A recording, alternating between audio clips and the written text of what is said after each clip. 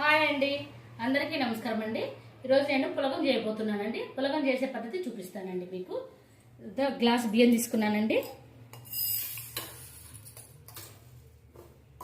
ఒక గ్లాస్ పెసరపప్పు తీసుకుంటున్నానండి. ఈ పెసరపప్పు పొట్టు పెసరపప్పు తీసుకున్నానండి నేను.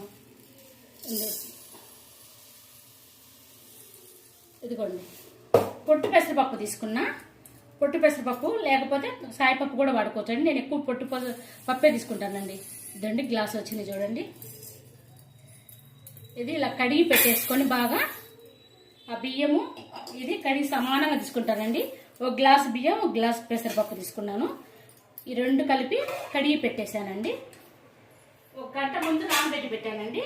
ఈ గ్లాస్ వచ్చింది కాబట్టి ఈ గ్లాస్తో విడిగా వండుతున్నాను కాబట్టి 3 గ్లాసులు ఎసరు పోసి పెట్టానండి. కడిగి పెట్టుకొని బాగా 3 గ్లాసులు విడిగా వండేదానికి స్టవ్ మీద విడిగా వండుతున్నాను కాబట్టి 3 గ్లాసులు నీళ్ళు పోసి పెట్టుకున్నాను. స్టవ్ మీద అయితే 2.5 గ్లాసు సరిపోతుందండి. మనం బియ్యాన్ని బట్టి పాత బియ్యమా కొత్త బియ్యమా చూసుకొని బియ్యాన్ని బట్టి ఎసురు పోసుకోవాలండి. అది ఎవరి ఇంట్లో వాళ్ళు తెలుస్తుంది కాబట్టి చేసుకోవచ్చండి. సేమ్ అన్నం వండినట్టేనండి. దీంట్లో పసుపు, ఉప్పు వేసుకుందామండి. రుచికి తగ్గట్టు ఉప్పు,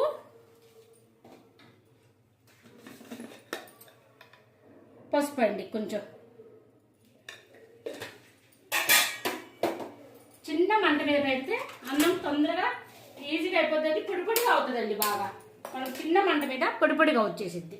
ఇదిగోండి, ఈ గ్లాస్తో 3 గ్లాసులు ఎసురు పోసాను. చిన్న మంట పెట్టానండి.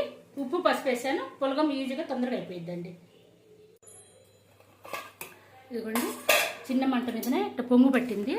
ఇలాగే వదిలేసేస్తే ఇంకా అన్నం మొత్తం అయిపోతుందండి. ఒక్కసారి ఇట్లా కలిదిప్పుకొని పెట్టేసుకొని కొంచెం నెయ్యి వేసుకుందామండి. నెయ్యి వేసుకోవడం వల్ల పొడి పొడిగా వస్తుందండి అన్నము.